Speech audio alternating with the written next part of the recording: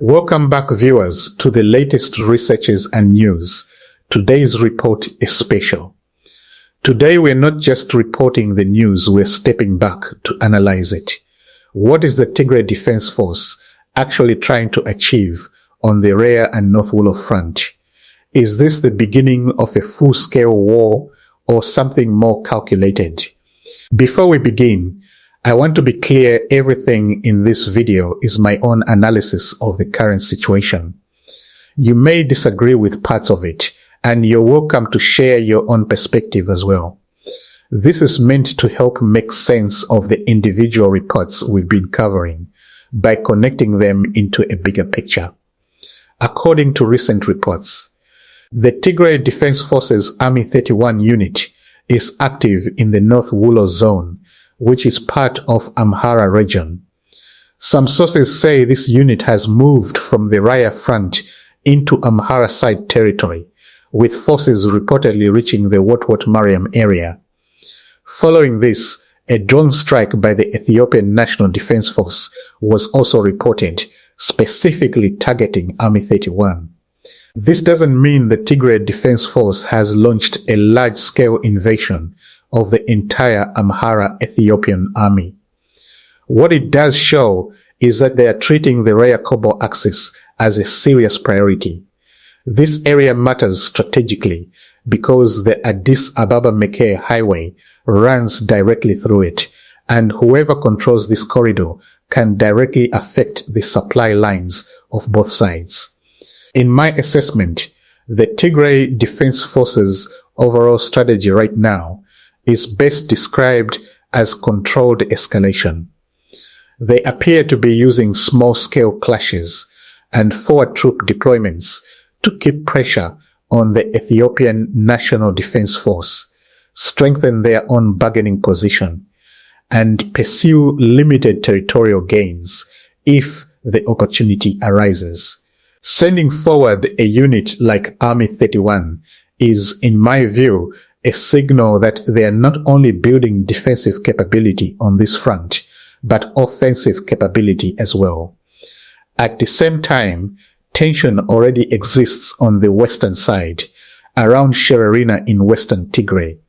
Taken together, this suggests the Tigray Defense Force is trying to create pressure on multiple fronts at once, forcing the Ethiopian National Defense Force to spread its forces thin across several locations rather than concentrating them in one place.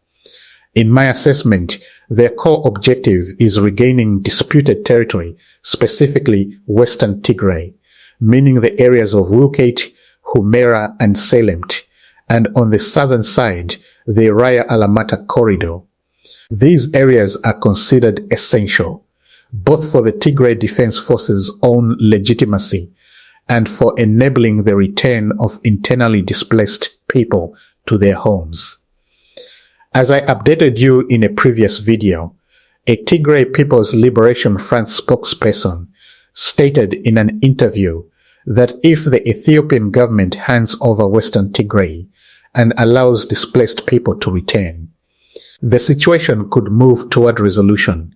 In other words, if the Ethiopian government fully implements the terms of the Pretoria Agreement, the overall situation could genuinely improve. This connects directly to what we are seeing militarily. The territorial objectives, Wulkate, Humera, Salemt, and the Raya-Alamata corridor, are the exact same areas tied to the unresolved terms of the 2022 agreement. This suggests the current military pressure isn't random escalation, but is closely linked to unresolved political and territorial disputes from that earlier deal. In my assessment, there are four clear components to this strategy. First, small-scale clashes, like those in Shererina and Raya-Kobo, allow the Tigray Defense Force to gauge the Ethiopian National Defense Force's reaction and apply pressure without committing their full military strength. Second, multi-front pressure. One line of pressure comes from the Western Tigray side, near the Sudan border, while another comes from the Raya-Kobo axis. This forces the Ethiopian National Defense Force to spread its forces across multiple locations at once. Third, external support. There are reports of coordination involving Eritrea, some elements from Sudan, and certain Fano groups referred to as the Tsimdo Alliance, with reports suggesting support in the form of logistics, rear bases, and possibly heavy weapons. Fourth, force rebuilding. The Tigray Defense Forces command structure has reportedly been centralized. New recruitment is underway, and separate operational fronts have been established. The strength of this strategy, in my view, lies in its ability to overstretch the Ethiopian National Defense Force across multiple fronts, while external support could help the Tigray Defense Force strengthen its overall position over time. The weaknesses, however, are real too. There are reports of internal divisions, a degree of war fatigue among the population after years of conflict, and the fact that the Ethiopian National Defense Force still holds a significant advantage in drones and overall resources.